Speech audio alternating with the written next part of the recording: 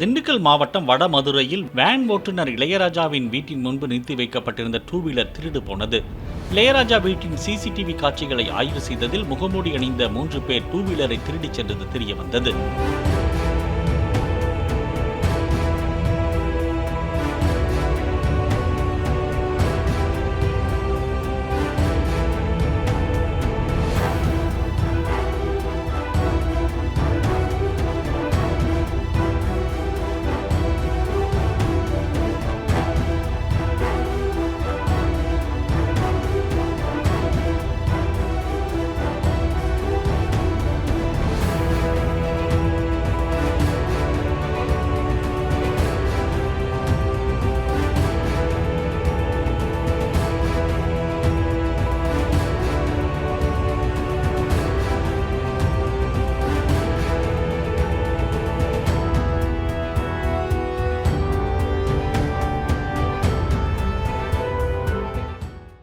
Play store மற்றும் app ஸ்டோரில் இருந்து பாலிமர் செயலியை QR கோடு மூலம் பதிவிறக்கம் செய்யுங்கள்.